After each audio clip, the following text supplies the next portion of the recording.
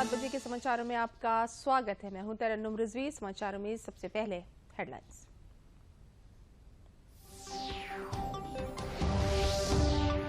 प्रधानमंत्री नरेंद्र मोदी ने वर्चुअल माध्यम से 10 लाख कर्मियों के लिए भर्ती अभियान रोजगार मेले का किया शुभारंभ। पहले चरण के लिए चयनित 75,000 लोगों को सौंपे उनके नियुक्ति पत्र।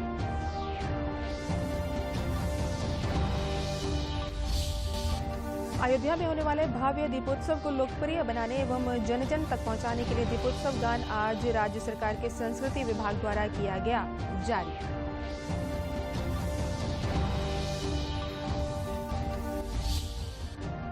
अयोध्या के भव्य दीपोत्सव में प्रधानमंत्री नरेंद्र मोदी कल होंगे शामिल। प्रधानमंत्री के आगमन को लेकर राम की नगरी के आम लोगों में दिखाई पड़ रहा है खासा उत्साह। सुरक्षा के किए गए हैं व्यापक बंदोबस्त। और प्रदेश में धनतेरस पर्व की धूम। आज धनतेरस के साथ ही 5 दिवसीय दीपावली पर्व की हुई शुरुआत। सामानों की दुकानें शहर के बाजारों में सजी। लोग जमकर कर रहे हैं खरीदारी।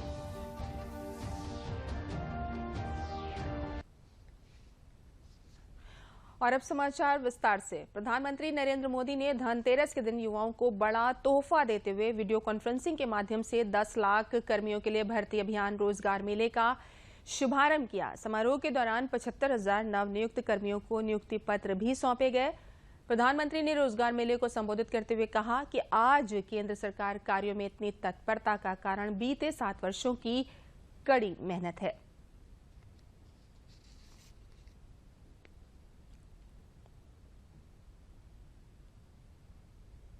केंद्र सरकार के विभागों में इतनी तत्परता, इतनी एफिशिएंसी आई है, इसके पीछे 7-8 साल की कड़ी मेहनत है, कर्मयोगियों का विराट संकल्प है। वरना आपको याद होगा, पहले सरकारी नौकरी के लिए अगर किसी को अप्लाई करना होता था तो वहीं से अनेक परेशानियां शुरू हो जाती थी। भांति भांति के प्रमाण पत्र मांगे जाते। जो प्रमाण पत्र होते भी थे उनको प्रमाणित करने के लिए आपको नेताओं के घर के बाहर कतार लगा के खड़ा रहना पड़ता था। अफसरों की सिफारिश लेकर के जाना पड़ता था। हमने सरकार के शुरुआती वर्षों में ही इन सभी मुश्किलों से युवाओं को मुक्ति दे दी। सेल्फ एटेस्टेशन, प्रधानमंत्री ने कहा, युवा अपने सर्टिफिकेट खुद प्रमाणित करे, ये व्यवस्था की। प्रधानमंत्री ने कहा कि खादी और ग्राम उद्योग गांव में रोजगार का एक अच्छा उदाहरण है। रोजगार निर्माण का एक और उदाहरण हमारा खादी और ग्रामोद्योग भी है। देश के पहली बार खादी और ग्रामोद्योग 1 लाख करोड़ रुपए से अधिक का हो चुका है। इन वर्षों में खादी और ग्रामोद्योग में 1 करोड़ से अधिक रोजगार बने हैं। इसमें भी बड़ी संख्या में हमारी बहनों की हिस्सेदारी है। प्रधानमंत्री द्वारा 10 लाख केंद्रीय कर्मचारियों की नियुक्ति के लिए वर्चुअल रूप से देश के 50 केंद्रों पर रोजगार मेले का शुभारंभ किया गया। लखनऊ में केंद्रीय मंत्री महेंद्र नाथ पांडेय उपस्थित थे, जहां उन्होंने केंद्र सरकार के विभिन्न विभागों के लिए चयनित अनेक अभ्यर्थियों को नियुक्ति पत्र वितरित किए। इस अवसर पर चयनित अभ्यर्थियों ने एक तरफ जहां खुशी जाहिर की, वहीं दूसरी तरफ सरकार को धन्यवाद ज्ञापित किया।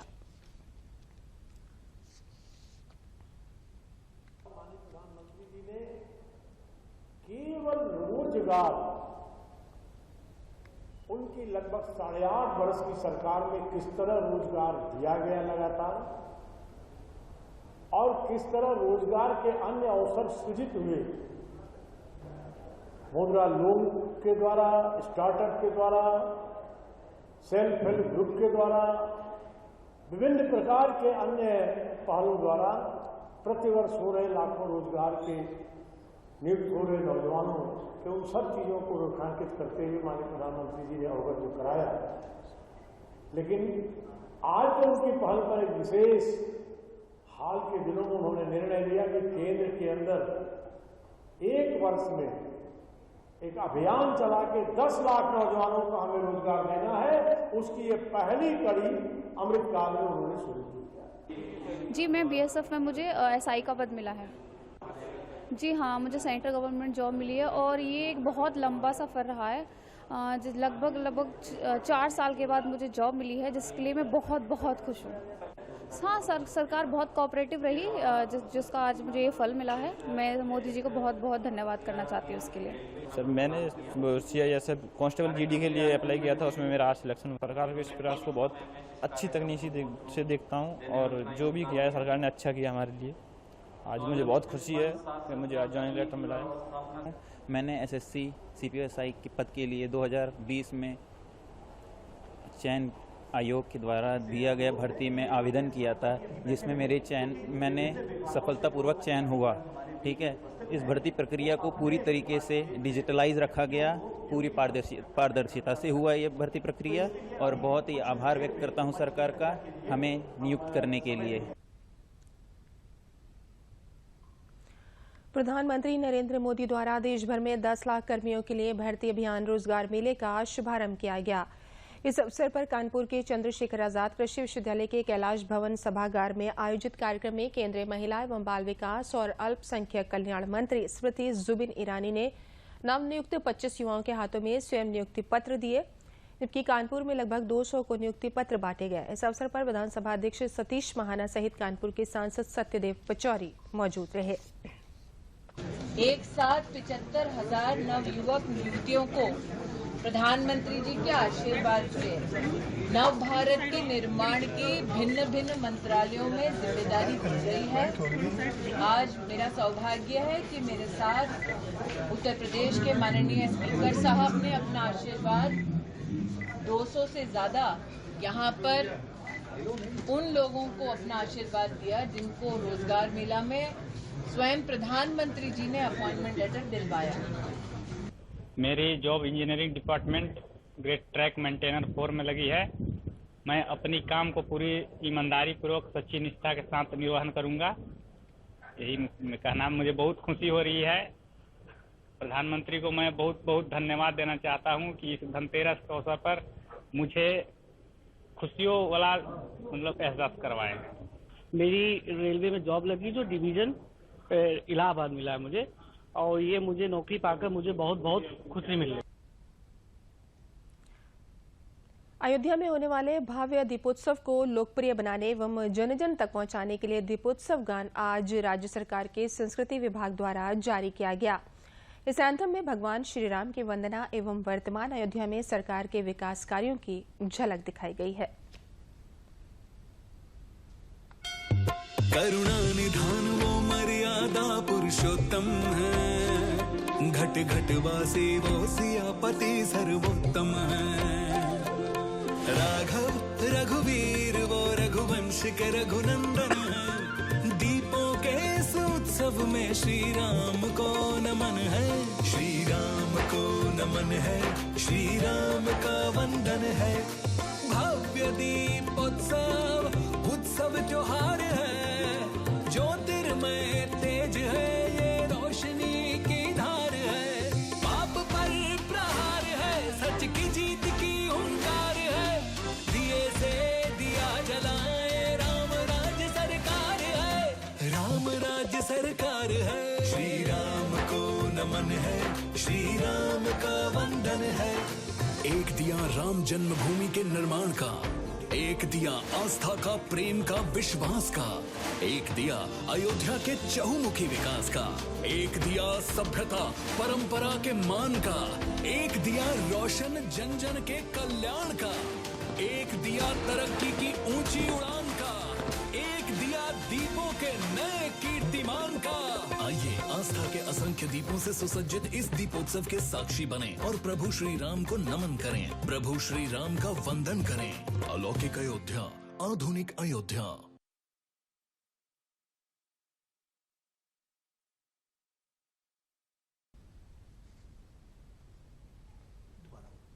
समाचार अभी और भी हैं, पहले लेते हैं विराम।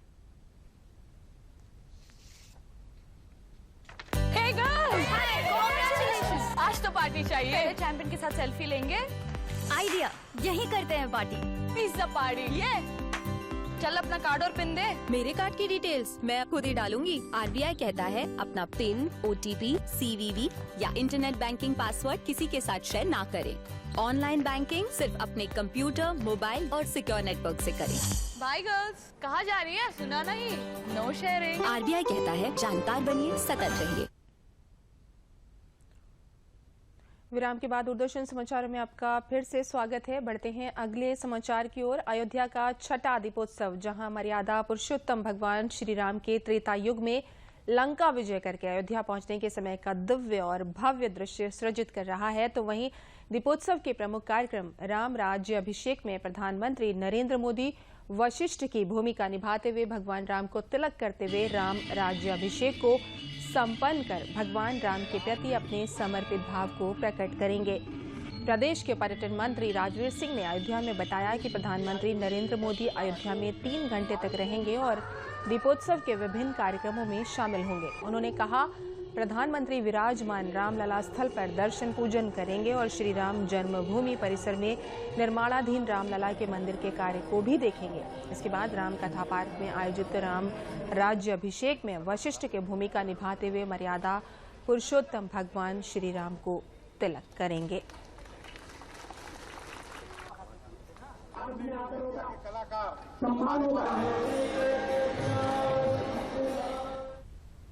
पहली बार होगा कि आदरणीय प्रधानमंत्री जी जो हमारे भगवान राम के स्वरूप होंगे उनका राज्याभिषेक करते हुए वशिष्ठ की भूमिका में नजर आएंगे। पहली बार होगा कि यहाँ 8 देशों की रामलीलाओं का मंचन अयोध्या की धरती पर किया जा रहा है। पहली बार है कि 10 राज्यों की रामलीलाओं के कलाकारों के द्वारा यहाँ आयोजन दिए जा रहे हैं। और मैं समझता हूँ कि इस बार का आयोजन चाहे झांकियों के मामले में हो या अन्य जो भी यहाँ कार्यक्रम होंगे उनके मामले में अभूतपूर्व होगा। और दियों के मामले में 18 लाख से ऊपर दिए जला करके इस बार नया कीर्तिमान और नया विश्व रिकॉर्ड बनाने का काम हम लोग करने जा रहे हैं। अयोध्या के छठे दीपोत्सव में शोभा यात्रा के लिए रामायण पर आधारित 16 झांकियां बनाई गई हैं, जिसमें 5 झांकियां एनिमेशन की हैं, जिसमें रामायण के पात्र चलते फिरते नजर आएंगे। 11 झांकियां सूचना विभाग की हैं और 5 झांकियां पर्यटन विभाग की हैं। पर्यटन विभाग की झांकियां एनिमेशन की हैं। इन झांकियों की शोभा यात्रा दीपोत्सव के दिन 11 बजे आरटीओ प्रशिक्षण परिसर से धार्मिक धुन आधारित वाद्य यंत्रों के साथ निकलेगी, जो राम कथा पार्क तक जाएगी। भगवान राम के चरित्र पर बालकांड से लेकर लंका कांड तक सभी झांकियों में विभिन्न रूप दिए गए हैं। दीपोत्सव को भव्य बनाने के लिए झांकियां आकर्षण का केंद्र होंगी। हमेशा राम की धरती है, राम जी के चरित्र पर आधारित झांकियां निकलती हैं। जैसे पुत्रेष्ठ यज्ञ से शुरू होती है, बालोत्सव से शुरू होती है, उनके विवाह से होती है, वनवास से होती है, किष्किंधा से होती है, जटायु संपर्क से होती है, आपके राम युद्ध से होती है, राज्याभिषेक से होती है। इस पर 11 झांकियां हैं। पर्यटन विभाग ही वन के चरित्र पर आधारित, जैसे किष्किंधा का स्वरूप क्या होगा, जटायु के कैसे मिले होंगे, चित्रकूट हमारे उत्तर प्रदेश में है उसका स्वरूप कैसे होगा। पर्यटन ने भी 5 झांकियां बनाया। मध्य प्रदेश के रीवा में एक भीषण हादसे में 15 लोगों की मौत हो गई है। पुलिस के मुताबिक नेशनल हाईवे 30 पर हैदराबाद से गोरखपुर जा रही एक बस हादसे का शिकार हो गई। बस में ज्यादातर श्रमिक सवार थे जो कि दीपावली मनाने अपने घरों को लौट रहे थे। हादसे में घायलों को रीवा के सिविल अस्पताल में भर्ती कराया गया है।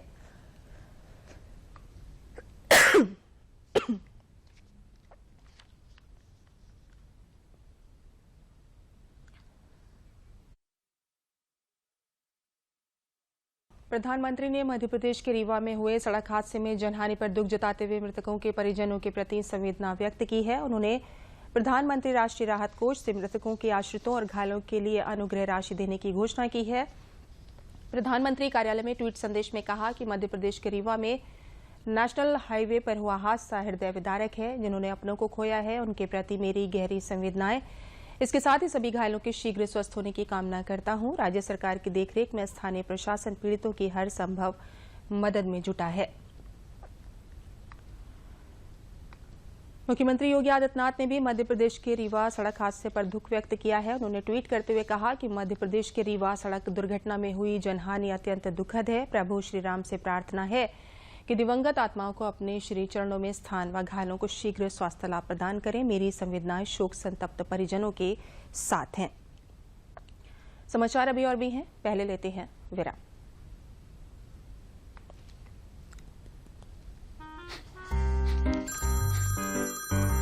सर, आपका केवाईसी अपडेट करना है, नहीं तो अकाउंट और एटीएम कार्ड ब्लॉक हो जाएगा। सावधान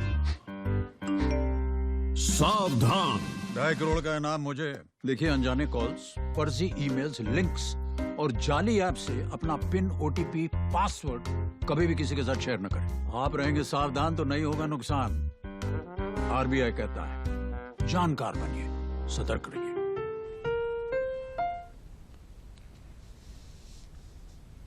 विराम के बाद दूरदर्शन समाचारों में आपका फिर से स्वागत है। बढ़ते हैं अगले समाचार की ओर। केंद्रीय गृह मंत्री अमित शाह का आज जन्मदिन है।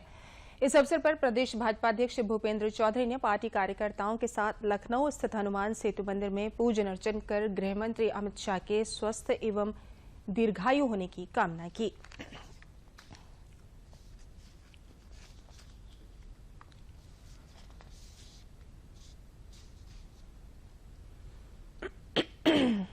हमारे देश के गृह मंत्री, भारतीय जनता पार्टी के पूर्व राष्ट्रीय अध्यक्ष माननीय अमित शाह जी का 58वां जन्मदिन है। हम सब लोगों ने, भारतीय जनता पार्टी के पदाधिकारियों ने, कार्यकर्ताओं ने आज 58वें जन्मदिन पर हमने मंदिर में प्रार्थना की है, भगवान से प्रार्थना की है कि भगवान उन्हें दीर्घायु करे और देश सेवा में और समाज सेवा में वो तत्पर रहें और हम सब कार्यकर्ताओं का, भारतीय जनता पार्टी के असंख्य कार्यकर्ताओं का मार्गदर्शन करते रहें। हमें उनका आशीर्वाद इसमें मिलता रहे सबको। हम, मेरी ओर से, मेरी पार्टी की ओर से, उत्तर प्रदेश की 25 करोड़ जनता की ओर से उन्हें दीर्घायु होने की, यशस्वी होने की शुभकामनाएं। काकोरी कांड के महानायक शहीद वतन अशफाक उल्लाह खान के 122वें जन्म दिवस के अवसर पर आज शाहजहांपुर में उनकी मजार पर पहुंचकर प्रदेश के वित्त मंत्री सुरेश खन्ना ने चादरपोशी की और शहीद के चित्र पर माल्यार्पण करके श्रद्धांजलि अर्पित की। इस दौरान शहीद वतन अशफाक उल्लाह खान के पौत्र अशफाक उल्लाह, जिलाधिकारी उमेश प्रताप सिंह सहित अन्य लोग मौजूद रहे। वित्त मंत्री ने इसके बाद गांधी भवन में आयोजित प्रणाम काकोरी नाटक को भी देखा और नाटक के लेखक और निर्देशक को सम्मानित भी किया। वित्त मंत्री ने कहा कि आज के युवाओं को शहीद वतन अशफाक उल्लाह खान की शहादत से प्रेरणा लेनी चाहिए कि उन्होंने युवावस्था में ही देश प्रेम के कारण और अपने देशवासियों को अंग्रेजों से मुक्ति दिलाने के लिए अपने प्राणों की आहुति दे दी थी। हम लोगों को कम से कम किसी की मदद करके ही उनके आदर्शों पर चलना चाहिए। 122वीं जयंती है। हम सब लोग इस अवसर पर यहाँ पर उत्तर प्रदेश सरकार की ओर से, भारत सरकार की ओर से यहाँ पर श्रद्धांजलि अर्पित करने आए हैं। अमर शहीद अशफाक उल्लाह खां के जन्मदिन के अवसर पर हम एक ही बात कहना चाहेंगे कि उन्होंने दूसरों की ज़िंदगी को बेहतर बनाने के लिए, हमको खुली हवा में सांस लेने के लिए ये मौका दिया और अपनी जान को कुर्बान किया। लेकिन आज वो वक्त नहीं है कि हम अपनी जान दें। आवश्यकता इस बात की है कि उनके व्यक्तित्व से जो सीख मिलती है कि हम भी दूसरों की ज़िंदगी को बेहतर और आसान बनाने के लिए कुछ न कुछ करें, ताकि उनको सही श्रद्धांजलि यही मिल सकेगी। इन्हीं शब्दों के साथ हम उनको विनम्र श्रद्धांजलि अर्पित करते हैं।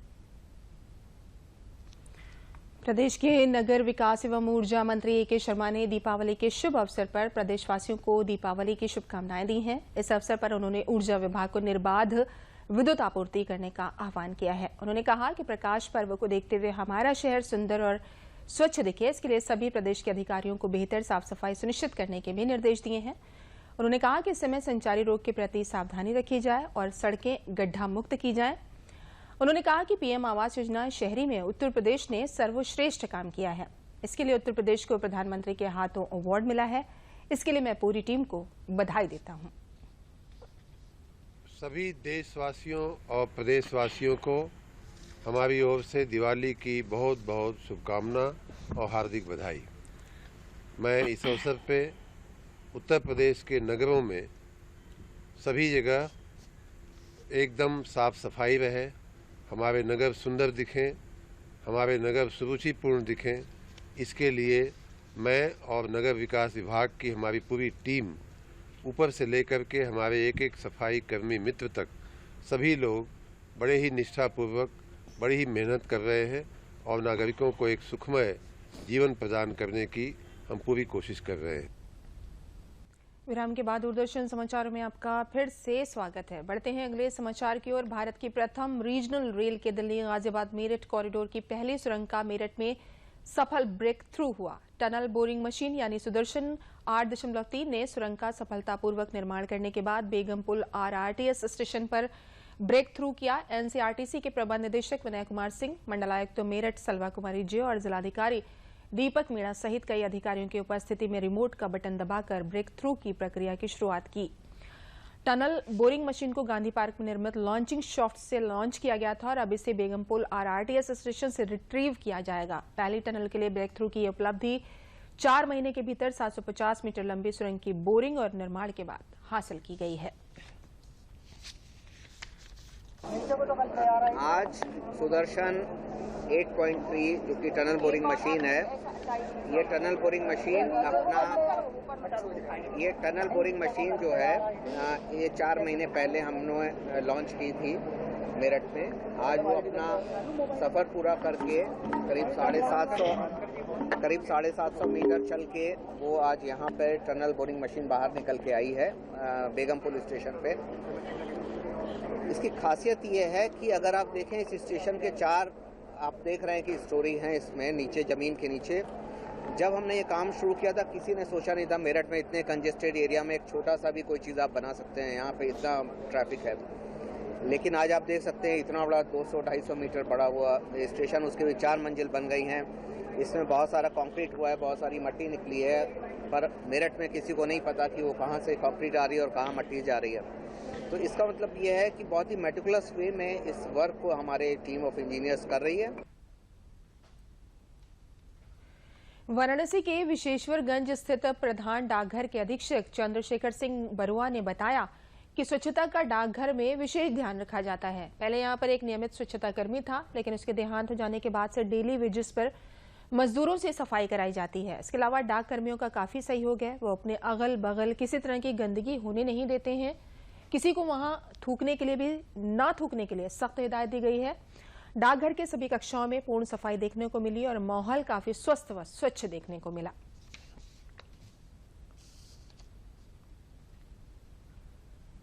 हम अपनी कार्यालय की सफाई व्यवस्था और उसके परिसर की सफाई व्यवस्था मजदूरों के द्वारा करते हैं। चूँकि इस समय हमारे डाकघर में विभागीय कर्मचारी कोई नहीं है। एक विभागीय कर्मचारी थे जिनका देहांत हो चुका है।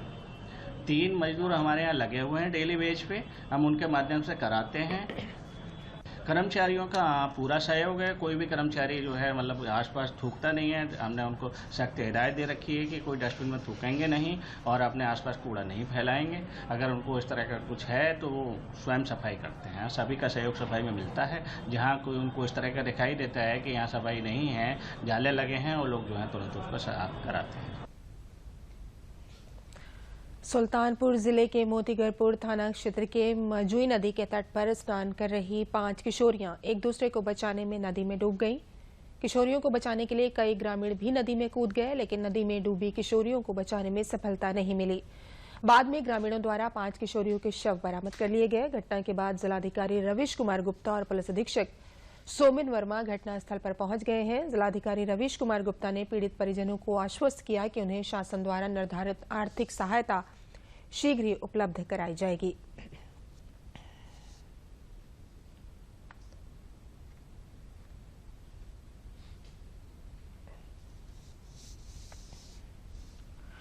उन्नाव में युवाओं की एक सामाजिक संस्था द्वारा मेरा गांव मेरी समस्या के नारे के साथ गांव के युवकों को जोड़ा जा रहा है, जिसमें प्रधानमंत्री मोदी के बालिका शिक्षा के सपने बेटी बचाओ बेटी बढ़ाओ के नारे को आगे बढ़ाते हुए बेटी पढ़ाओ का संदेश गांव के प्रत्येक घर में इन युवकों द्वारा दिया जा रहा है। ये सभी युवक एजुकेट गर्ल्स सामाजिक संस्था द्वारा विद्यालयों में बालिका शिक्षा के प्रतिशत को बढ़ाने के लिए घर घर जाकर बात कर रहे हैं। ये युवक उन बालिकाओं के माता पिता को भी समझा रहे हैं जिन्होंने किसी कारणवश अपनी बालिकाओं का शिक्षा सत्र को बीच में ही छुड़वा दिया था और पढ़ाई बंद करा दी थी। ऐसे में गांव के युवकों ने अपना दल बनाकर पूरे गांव को बालिका शिक्षा के प्रतिशत को बढ़ाने के लिए जनपद के 500 गांव को जागरूक करने का बीड़ा उठाया है। उसकी तरफ से जो कार्य किए जा रहे हैं इस समय वो निश्चित रूप से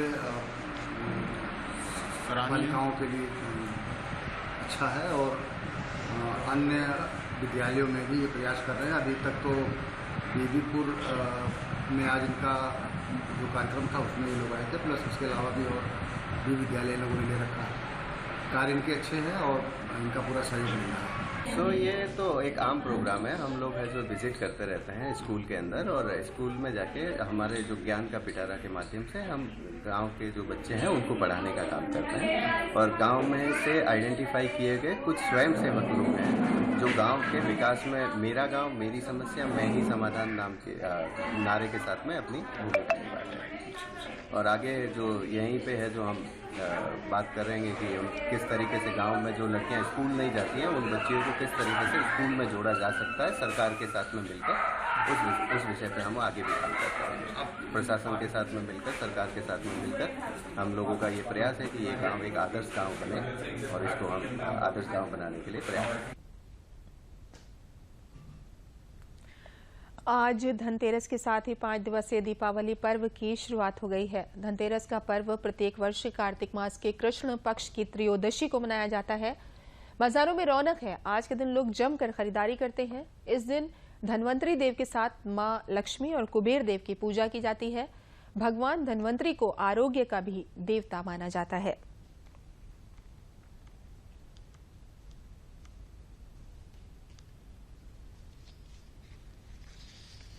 अंत में प्रमुख समाचार एक बार फिर।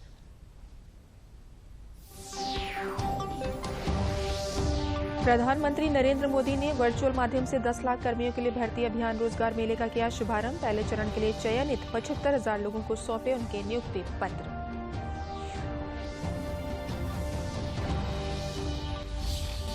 अयोध्या में होने वाले भव्य दीपोत्सव को लोकप्रिय बनाने एवं जन जन तक पहुंचाने के लिए दीपोत्सव गान आज राज्य सरकार के संस्कृति विभाग द्वारा किया गया जारी।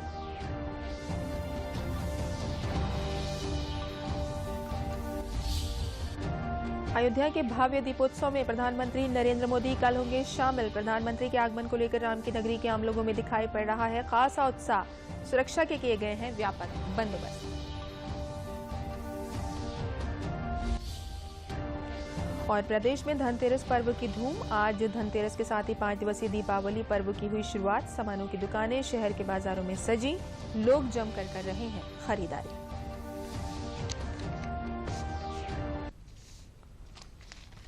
इसी के साथ समाचार समाप्त हुए। नमस्कार।